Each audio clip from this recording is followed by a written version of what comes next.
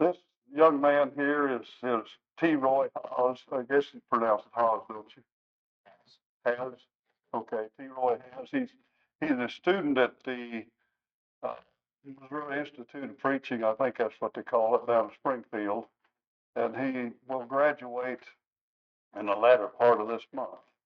So he's looking for a job. We're looking for a preacher. So maybe hopefully things will work out. We will have a fellowship dinner afterwards, after services, so that we can all get acquainted with him. He was.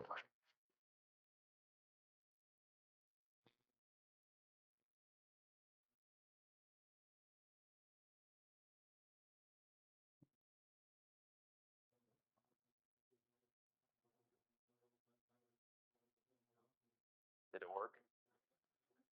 Okay. Did. If I were to ask you, in one word, how would you describe the world today? The world outside the church, not the nature part of the world, but people outside the church. Meth, okay. Confused. Okay. Chaos. Okay. Self-centered. Those are great words. They describe the world today. They're not great in and of themselves, but they're good descriptions of the world. And it all stems back to one word, and that is pride. So your description of self-centered is very close. All these things like chaos, confusion, things that people push in the world, it all comes back to, in some way, a sense of pride. With that in mind, I'd like you to open your Bibles to Luke chapter 14. Luke chapter 14. We find here a parable given by Jesus Christ, and we call this normally the parable of the cheap seats. And this is a parable that was necessary for Christ to give, even in the context, as we will see.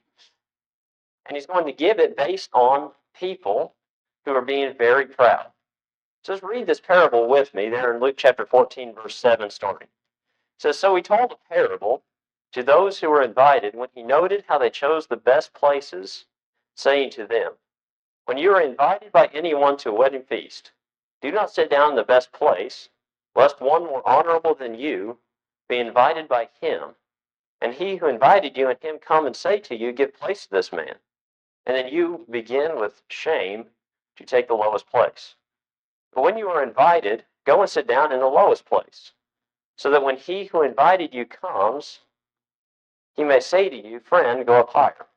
Then you will have glory in the presence of those who sit at the table with you. For whoever exalts himself will be humbled, and he who humbles himself will be exalted. Then he also gave him who invited him, he also said to him who invited him, when you give a dinner or a supper, do not ask your relatives, your friends, your brothers, your relatives, nor rich neighbors, lest they also invite you back, and you be repaid. But when you give a feast, invite the poor, the maimed, the lame, the blind, and you will be blessed, because they cannot repay you, for you shall be repaid at the resurrection of the just." Just by reading this parable, we can see that there are many teachings that we can gather from this parable. So we're going to look at this parable, and whenever we think about a parable, what do we call a parable normally?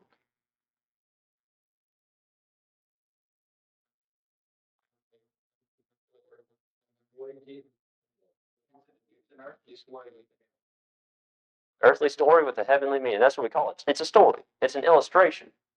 So that's how we'll look at it this morning, is as the earthly story and then the heavenly meaning. But in order to really make this come to life in our minds, I'd like you to examine with me for a few moments the context of why Christ gave this parable.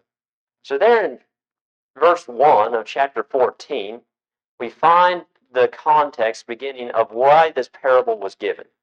It says, now it happened as he went into the house of one of the rulers of the Pharisees to eat bread on the Sabbath, that they watched him closely. So according to verse 1, where was Christ on the Sabbath day? Yes, according to verse 1.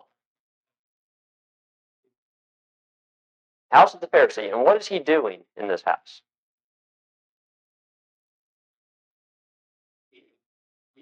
Eating bread. This was the Sabbath day meal. The Pharisee, the ruler of the Pharisee, invited Christ into his house with an invitation to come share the Sabbath day meal with him. But notice what they were doing at the end of that verse. What are they doing to Christ, those who were there? Spying on him? Okay. Watching him closely. They're watching him closely in this house. Have you ever been watched closely by somebody?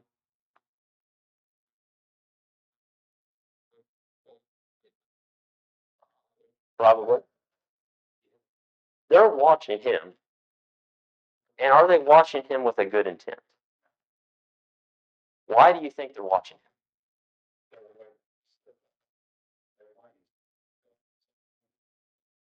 That's right. If you just read the gospel accounts, over and over and over, you can see the Pharisees coming to Christ, trying to throw some story at him. In Matthew chapter 19, rather, they give him the what if. Well, what if this man has two wives and they all die? Well, who's going to be his wife in heaven? Doesn't really matter. And then they give him another one about, well, just different scenarios in the scripture. But this, they're just watching him closely. I like what a commentary said about this. It said, professing a friendship and affection, he, this would be the ruler of the Pharisee, invited our blessed Lord to his table, merely that he might have a more favorable opportunity of watching his conduct, that he might accuse him and take away his life. That's the motivation behind the Pharisees watching Christ. Over in Mark chapter 3 and verse 2, we find the same thing happening. And this is in the account of whenever Jesus Christ healed the man with the withered hand. There in Mark chapter 3 and verse 2, it says, so they've watched him closely, whether he would heal him on the Sabbath day again, so that they might do what? Accuse him. The same thing they're doing here in Luke chapter 14. So they're in the house of the Pharisees. He is, rather. And they're there to eat bread on the Sabbath. They're watching him. But just think about this for a moment. The Pharisee invited Christ to his house so that he could watch him. Under the pretense, under the veil of hospitality. Has somebody ever done something to you that seemed nice in the moment? And then it seems like, well, they're just going to come and stab you in the back, so to speak, later on. That's exactly what they're doing. That's exactly what the motivation for even inviting Christ into his house is. So they might watch him and tear him down later, but all under the image of hospitality. People work like that, and we can see this from verse 1. The Pharisees are doing that very thing. Somebody read verse 2 of Luke chapter 14.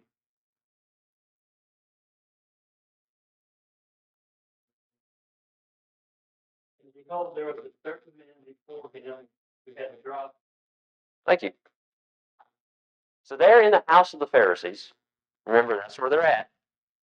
There's a certain man there who had dropsy. What is dropsy?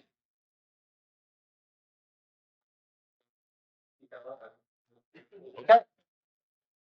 Dropsy is where normally because of liver and kidney failure later on in life, or just it happens sometimes. Fluids in your body can't normally be taken care of in the way that they should be. And because of that, the fluids in your body are going to try to go to the lowest place possible. And that is your legs, your ankles, and your feet. And because of this, all those fluids in there cause a ton of swelling in your body and an enormous amount of pressure down there. And so it would have been very painful to even walk or move about. And if you had this dropsy, it would have pretty much caused you to be bedridden. Not a good thing to have. There's a man there who had this disease in the house. He was probably carried in there because with all that swelling, it would have been painful for him to even walk. So there he is in the house, and Jesus, there in verse 3, spoke to the lawyers and Pharisees, saying, and he asked them a question. What's the question he asks? Is it lawful to heal on the Sabbath? Somebody read verse 4. And they held their peace. And he took him and healed him and made him well. So they held their peace, or they kept silent. They were quiet to the question that Jesus asked in verse 3. Now, why do you think they didn't respond?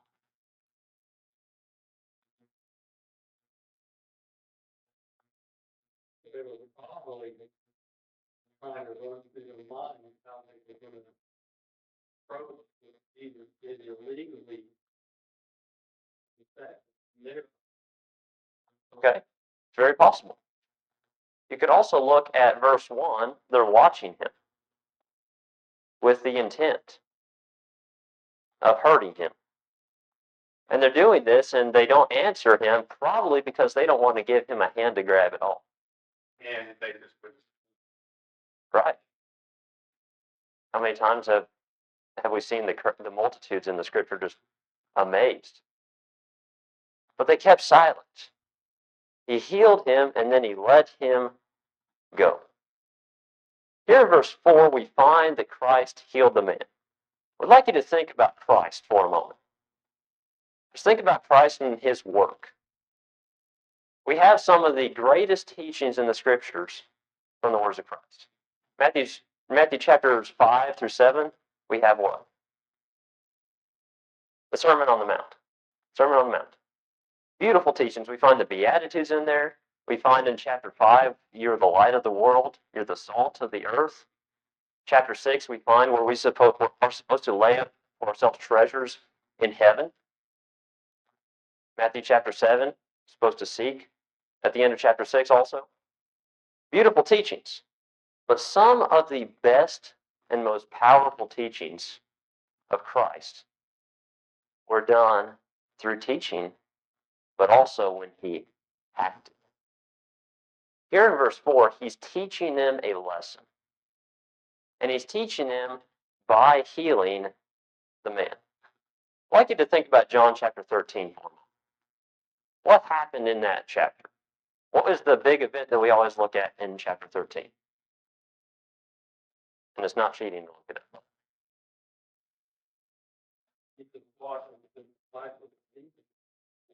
The washing of the disciples' feet.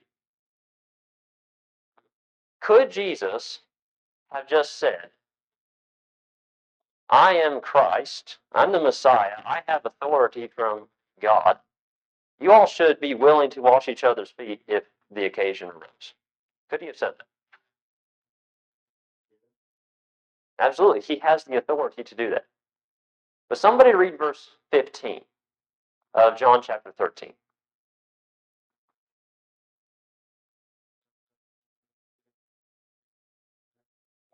Giving you an example that ye should do as I have done to you. What did he give them? An example. He could have just said, hey, you should wash each other's feet. But after he did it, he said, I've given you an example. I've shown you what you're supposed to do. You can go to other passages such as Philippians chapter 2 to show how we're supposed to be sacrificial. How we should show that we should be willing to humble ourselves even to the point that Christ humbled himself. And he showed it by his death on the cross. Jesus' teachings are powerful, and this is just another, in Luke chapter 14, another instance, another example of him healing somebody, showing them the answer to his question in verse 3. Yes, it is lawful to heal on the Sabbath. So he shows them. Have you ever been in a situation with somebody and they just ask you, can you just show me how you did that instead of just telling me? I play guitar. I like to. It's a fun hobby of mine. And I occasionally go to see my grandparents in Oklahoma, and he does the same thing. We run into a little bit of it's a little bit difficult sometimes because his genre of music is not mine. And so, but when we try to play, we can play some things together, but then we kind of branch out into our own thing, and we each tell each other, how did you play that? And then if we try to explain it to one another, it's probably going to get confused in here somehow. And then it gets down to the point, well, put your finger on that fret, on that string, and then you got to do this, this, and this, and this. Sometimes it's easier to be shown. This is what Christ is doing. He is showing them by his action that it is lawful to heal on the Sabbath day. And then in verse 5, he gives them another question. And this is an illustration of what he's done. There in verse 5 it says, Then he answered them, saying, Which of you having a donkey or an ox that has fallen into a pit, will not immediately pull him out on the Sabbath day? So this question is going back to their culture. Almost all of them had livestock in some manner. And so he asks them, which one of you, having a donkey or an ox, an animal that has fallen into a pit, will not pull him out on the Sabbath day? Who would just let their animal stay in the pit on the Sabbath day? Do you think they would? They wouldn't. And here's why. You can think about their motivation for everything. The Pharisees, remember, this is who he's talking to. The Pharisees did everything for what? Show. And in order to get that recognition and that show, what did they have to have? Probably money. What's that? An audience. And how are they going to get the audience? Probably because of money. Do you think that they are going to compromise their living in the situations that they were in by just letting their livestock die? They would not. In fact, they would be some of the first ones to go over there and pull that animal out of the pit. So Christ is making the comparison. If you would do that for your animal on the Sabbath day, why would you not even help your fellow man who has this dropsy? Who's more important than these animals? That's the comparison Christ is making.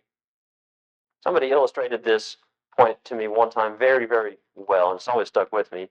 Is in a high school class there in Springfield in the Bible class, and he illustrated it like this. Whenever your sheep falls into that pit, maybe that pit has water in it. Are you going to stand there? They didn't really have watches like we do, probably. But are you going to stand there and say, keep swimming? You've got about 6 hours till dark. 6 hours till our day starts over. Keep swimming. I'll come get you out later. If you're alive, I'll come get you out later. Do you think that they would do that? They would not. They would pull that animal out of the pit. Is it lawful to do good on the Sabbath day? That's what he's answering to them. Think about the Sabbath day for just a moment. Was the Sabbath day a prohibition of all movement and activity? They worship. Right. And there were certain regulations for what you could and could not do. There was a kind of work that was prohibited on the Sabbath day. Another important thing that they think that God instituted Sabbath. They keep the Sabbath, keep it holy, and so therefore, what you do with the Sabbath, as long as it was in service of God, then it is okay. Okay, very good. The Sabbath day was supposed to be holy. Now, had the Pharisees kept it holy? They had perverted it. They had perverted it with their doctrines that weren't even found in the Old Law. And they wouldn't even help their fellow man. In Numbers chapter 15, we find an example of a kind of work that was prohibited on the Sabbath day. And in Numbers chapter 15, verse 32 starting, we find the passage where they're in the wilderness and they find a man who's picking up sticks on the Sabbath day. And because of God's divine command, he was put to death for breaking the law.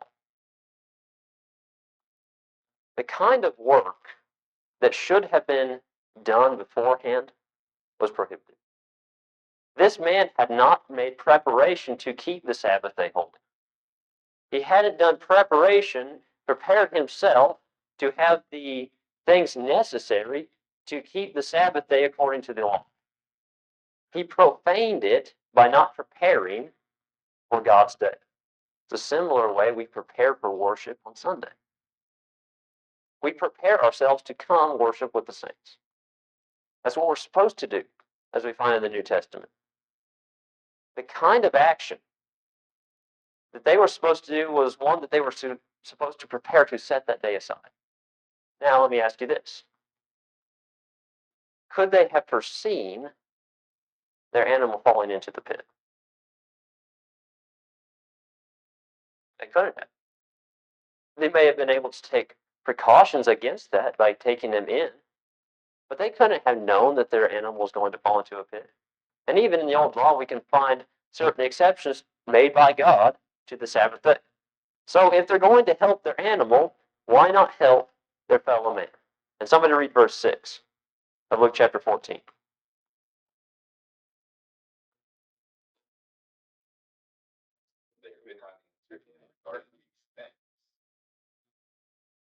Why couldn't they answer Christ? Because they knew what the family was right, and they didn't want to. They didn't want to say he was right, but they also didn't want to condemn themselves. They didn't want to admit that they were wrong for not helping their fellow man. So in all of this, we find some background. Then in verse 7, we find what he does about this arrogance. They're arrogant. They would rather help their animal than their fellow man. Remember that. Then in verse 7 it says, so he told a parable to those who were invited when he noted how they chose what kind of places. In verse 7. The chief rooms were the best places. Those were the best places. When he noted how they chose these places, he told a parable to them.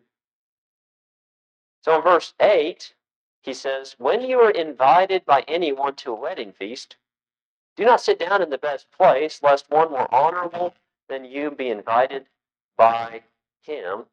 And he who invited you come and say to you, give place to this man, and then you begin with shame to take the lowest place.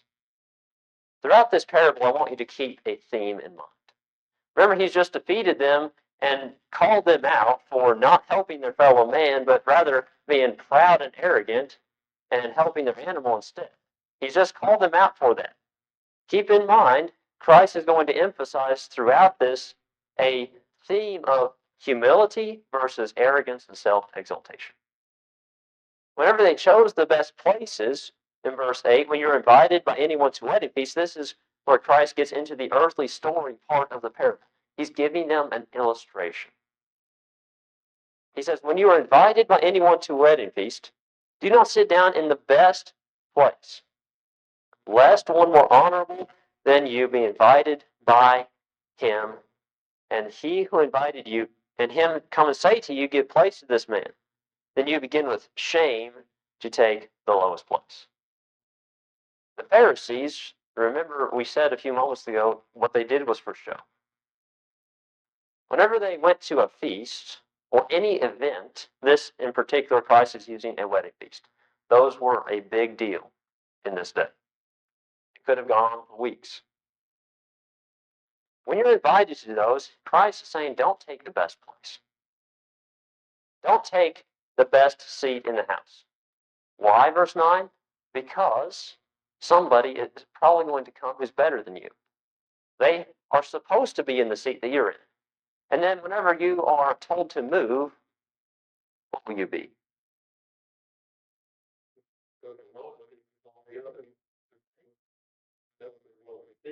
right? And then what do you feel in that moment?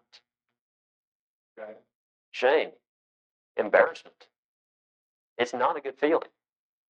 Whenever somebody says, "Hey, you don't belong there. Hey, you don't belong there. You belong with the people down there." And then a Pharisee, you remember, they want that attention.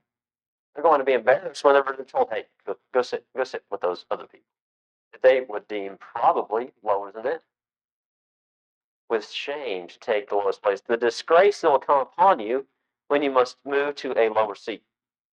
Think about an Old Testament example in Daniel chapter 4. I would encourage you to read this passage later. Daniel chapter 4, we find the account of Nebuchadnezzar. And this is the account where he was viewing the city of Babylon. He was viewing his kingdom, so to speak. And he says, "What a great kingdom I've made for myself."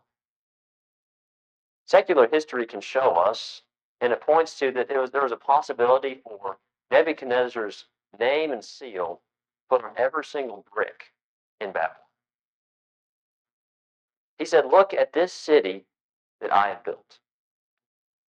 He said, "I've done it." And that's when God said, "You're a little bit too big for your britches, and you are going to be kicked out of your kingdom, and you're going to go eat grass like a cow." That's essentially what God tells him. Because you have elevated yourself to a position that you don't belong. That was pride. And whenever Nebuchadnezzar was kicked out, you know who saw it? His kingdom. How do you think Nebuchadnezzar would have felt in that moment?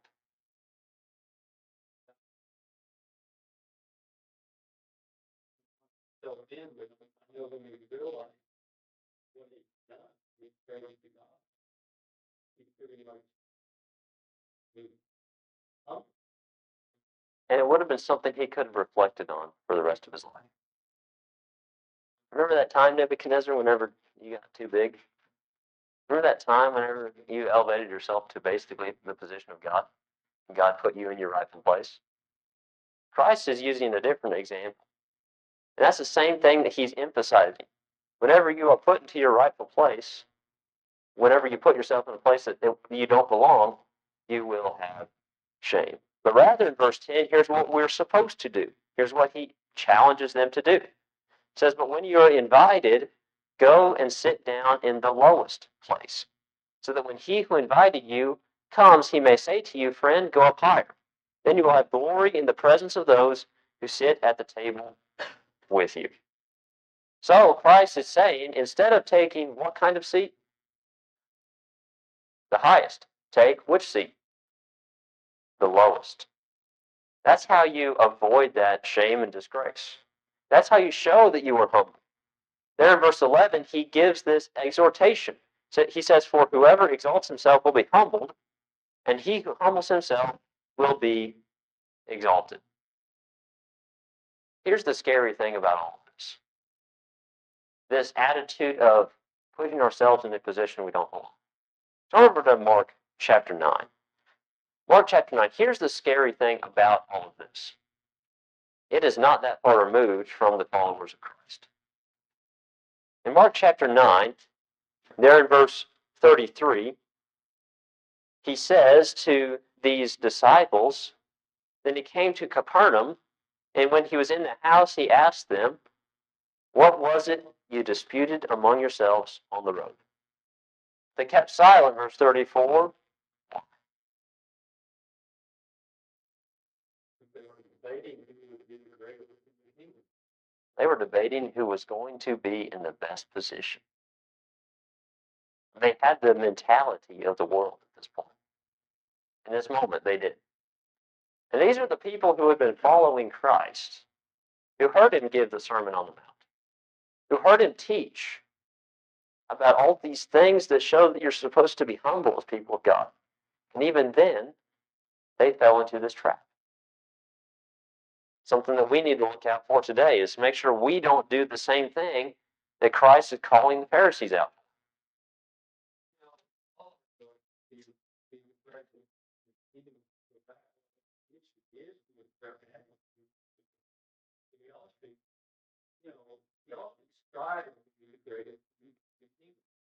I know I'll never reach it, but that could be my stride. And right, it comes down to the attitude that comes with it. But if we're trying to be the greatest in the kingdom for attention, that's whenever, according to Scripture, we're in the wrong. But whenever we're just trying to be the best servant that we can be, to be like the Apostle Paul, to be like Peter, those are great servants in the kingdom. Whenever we strive to be like that, we should strive to be like that. But we should come at it with the mindset of humility. A great point. So Christ gives them a challenge there, he says in Mark chapter 9. He'll give the illustration of you should be like the little children. So instead of being up here, you need to be down here. That's what he's telling them. That mindset of just be the best for attention, it's not something that we can be either.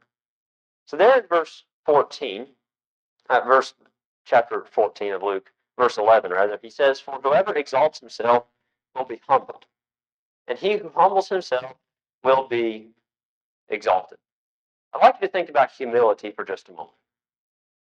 Humility is a necessity to be a follower of Christ. What are the 5 steps that we call them for becoming a part of the church? Okay. Yep. Those 5 steps. We say them to people all the time. We should. Hearing. Can anybody do that for you? You have to hear. You have to understand what it says. The Scriptures. Believing. Can anybody believe for you? It has to be your belief. Repenting. Can anybody repent of the sins that you have done for you? Confession. Can anyone do that for you? Baptism. Can you baptize yourself? You can't. Every example we find of conversion in the book of Acts, in the New Testament even, is they submit to somebody baptizing them. It takes humility to get to that point, to submit to God throughout all those actions, but also to submit even in baptism. Very interesting because humility and pride can be a very fine line. Because you can be attempting to live humble and still be right. And so really the question is why are you doing what you do? Is it for me, which would be pride, or is it for someone else? And that may or may not be something that you outwardly can see right away. Now the fruit of that, eventually you will see the product of that. If it is a pride, you will see that later. I mean, you can see that fruit. However, pride and humility, just at face value, can be a very challenging thing to distinguish from somebody else. And so really it's one of those things that we have to look at ourselves and determine, are we doing this for me or are we doing this for God? Right. Great point. Something that is hard to look at. Then sometimes we have to say, well, God knows the heart eventually. Something that we need to think about for sure. So this attitude of humility that we should have, that Christ is emphasizing, he's telling them, you should be humble. It's an exhortation. He who humbles himself will be exalted, but he who does not will be humbled. That's what he's telling them. So this humility, this attitude of humility that we should have, should be our attitude every day. And that is a decision that we get to make for ourselves. How do you think your day goes if you get up in the morning and you're mad at the world, you're mad at everybody and everything? How do you think your day will go? Probably not very well, right? You're going to react to things in ways that you shouldn't. You're going to say things you probably shouldn't. You're going to do things you probably shouldn't. But on the other side, if you wake up with a godly mindset of, this is a day God has blessed me with, I'm going to be a servant for Him. I'm going to have a good attitude about the things that happen today. How do you think your day will go compared to the other? A lot better. So when we come to Christianity, we should have many mindsets in the Bible. Specifically, from this passage, we should have a humble mindset. Whenever we have a humble mindset in the church, things go a lot better. Without humility, without anybody in the church being humble, it's what we described in the world earlier as chaos.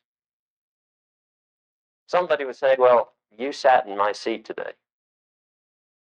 I don't like that. Now I'm going to physically do some damage to you. That is the opposite of humility. That's when people are unwilling to be humble and to just get along. It's chaos whenever there's no humility in the Lord's church. This is the message of Christ, and there are many, many passages in the Bible we could look at. The message of Christ is to associate with the humble. There in Romans chapter 12, verses 15 to 16. To associate with the humble. James chapter 4, verse 10, we are supposed to humble ourselves in the sight of the Lord, and He will lift us up. That's what it says. Here in verse 12, after he gives this exhortation to be humble, he gives some application to these people who are in the house, specifically the Pharisees. There in verse 12, then he also said to him who invited him, when you give a dinner or a supper, do not ask your friends, your brothers, your relatives, nor rich neighbors, lest they also invite you back and you be repaid. Remember, the mindset of the Pharisees was to get all that they could for themselves, to have that show for themselves. And on that mindset, thinking about that, some of the things that they would do was they would invite the people that they thought, well, if I invite them, their conscience will make it so that they have to invite me back, and I might actually get more from them than I actually gave to them when I invited them over. It's a confusing thought process. But that's what they thought. They wanted to get things back from people that they invited. So instead of doing this, Christ says in verse 13, he says, but when you give a feast, invite the poor, the maimed, the lame, and the blind. Can these people repay you back? They can't. They can't repay you back in the way that the Pharisees were searching for.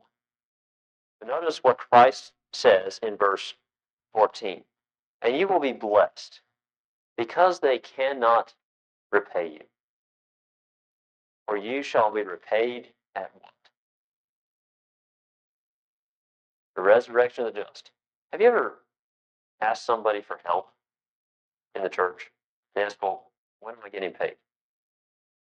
And then you just, in a joking manner, just in jest, obviously, between them.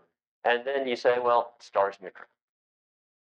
That's what Christ is saying. Whenever you invite these people who need the help, and they can't repay you in a physical sense, he says, you will be repaid at the second coming. That is our ultimate reward for showing a Christ-like attitude. Same thing we find in Matthew chapter 7.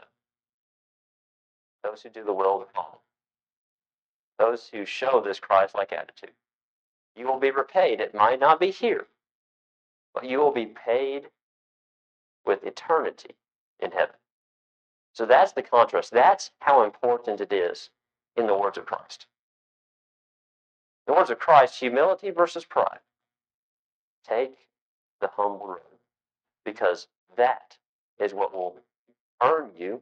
You don't earn salvation, but according to Christ, if you do this, you will have the opportunity for salvation. Any final comments or questions? As I think we are just about out of time. One comment, understanding humility is a very hard concept.